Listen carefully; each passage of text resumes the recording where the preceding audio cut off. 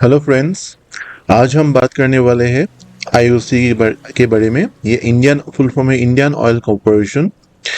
ये एक PSU company है, पब्लिक सेक्टर अंडरटेकिंग कंपनी है। ये government of India own company है और ये मेनली रिफाइनरी बिजनेस में है। ये क्रूड ऑयल को रिफाइन करके पेट्रोलियम और अन्यथा पेट्रोलियम प्रोडक्ट्स इसको प्रोडक्शन करते हैं।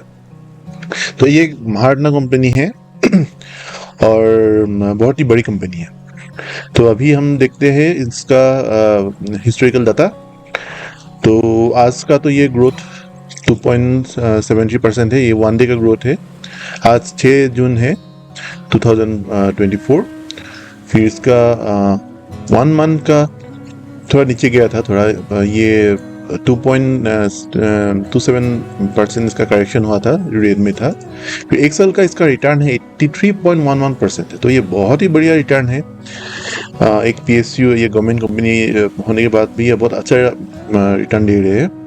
फिर 3 इयर्स में इसका 113.80% है रिटर्न। फिर 5 इयर्स में इसका 48.77% एवरेज में आ जाता है और ओवरऑल इसका 696.25। ये एक ग्रोइंग कंपनी है और बहुत अच्छा रिटर्न देने वाला कंपनी है। बहुत पहले से ये बहुत अच्छा रिटर्न दे रहा है। फिर उसके बाद हम आएंगे आज टुडेस लो में इसका 162.15 था और टुडेस हाई 168.10। बहुत ज़्यादा फ्लक्चुएशन नहीं है, लेकिन 52 वीक्स लो में इसका 85 था और अभी 52 वीक्स हाई में इसका 186.83 है। ओके। फिर नेक्स्ट हम एनालिस्ट अकॉर्डिंग टू 29 एनालिस्ट ये खरीदने के लिए बोला है 52% दे। तो इसका बाय है 52%। होल्ड अगर आपका खरीदा हुआ है तो इसको होल्ड करना है 38% और 10% सिर्फ इसको सेल करने के लिए बोला है। ओके। फिर अभी हम जाते हैं इसका फंडामेंटल्स के लिए। फंडामेंटल्स में ये एक 2,24,740 करोड़ का कंपनी है। इसका मार्केट कैप है। फिर इसका पी रेशियो 5.39 है। ये पी रेशियो बहुत बढ़िया है। ये अंडर वैल्यूड पी रेशियो है। फिर पीबी रेशियो 1.22 है। ये भी अंडर वैल्यूड है। ये बढ़िया वैल्यूएशन में है इसका। हालांकि इंडस्ट्री का 14.6% पी रेशियो है, उससे ये बहुत ही कम है। डेप्थ टू इक्विटी रेशियो 0.72 है, वो भी बहुत कम है। ये इसका मतलब इसका लोन एकदम कम है। फिर रिटर्न ऑन इक्विटी इसका 22.75%, तो ये बहुत बढ़िया रिटर्न ऑन इक्विटी है। अर्निंग पर शेयर इसका 29.55 है। Dividend yield is 7.54%। ये one of the top ping dividend company से। इसका बुक वैल्यू है 130.13 और इसका फेस वैल्यू 10 है। तो ये स्प्लिट या बोनस शेयर देने का इसका बहुत चांसेस है। ओके। फिर नेक्स्ट हम जाते हैं इसका रेवेन्यू में। तो इसका क्वार्टरली रेवेन्यू ये ऑलमोस्ट सेम ही है। क्वार्टरली ये ऑलमोस्ट स्टेगनेंट जा रहा है, अच्छा प्रॉफिट में जा रहा है। ईयरली रेवेन्यू ये एक इंक्रीज इन ट्रेंड में है। ये बहुत बढ़िया साइन है फॉर इन्वेस्टमेंट। हमेशा एक इंक्रीजिंग रेवेन्यू कंपनी में इन्वेस्ट करना चाहिए और ये बहुत अच्छी तरह से ऊपर में जा रहा है। ये year on year last 5 years में ये ग्रोइंग कंपनी है। फिर देखते हैं इसका प्रॉफिट्स। इसका क्वार्टरली प्रॉफिट फ्लक्चुएशन है, अप्स एंड डाउन्स ये हो रहा है, लेकिन फिर भी प्रॉफिट में है। ये थोड़ा नीचे की जा रहा है, लेकिन चिंता करने की बात नहीं है। ये ऑलमोस्ट लास्ट 5 क्वार्टर्स में ये प्रॉफिट में ही है। फिर इसका ईयरली इसका अगर हम लोग प्रॉफिट देखें तो ये कोविड के साल ये नीचे गए थे, क्योंकि उस समय तो कोई गाड़ी वाड़ी सब बंद था लॉकडाउन की वजह से। उसके बाद इसने दुनिया अच्छी तरह से इसका फेस लिया। फिर ये अच्छा प्रॉफिट कमा रहा है अभी भी।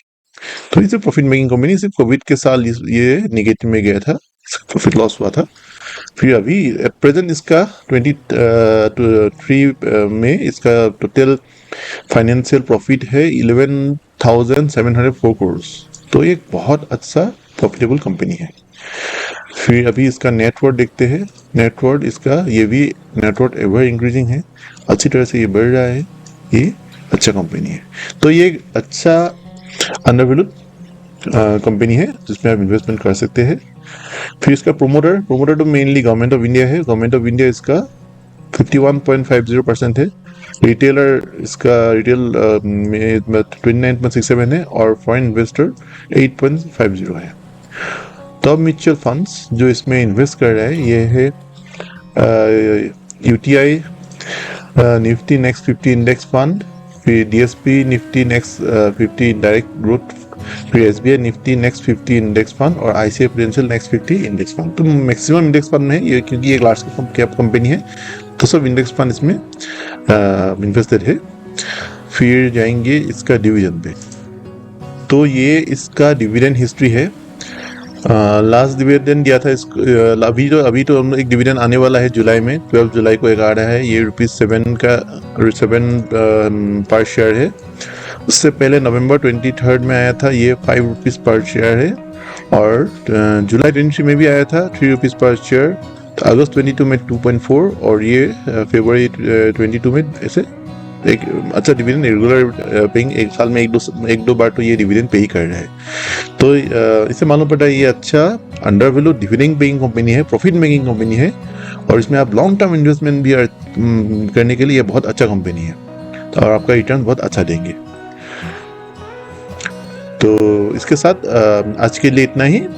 तो फिर से हम आएंगे एक नया कंपनी के साथ। अगर आप किसी कंपनी के बारे में जानना चाहते हैं, किसके शेयर वैल्यू के बारे में जानना चाहते हैं तो कमेंट कीजिए, मैं उस कंपनी को भी एनालाइज कर दूंगा आपके लिए कि वो अंडर वैल्यूड है कि नहीं है। तो आज के लिए इतना ही। Thank you.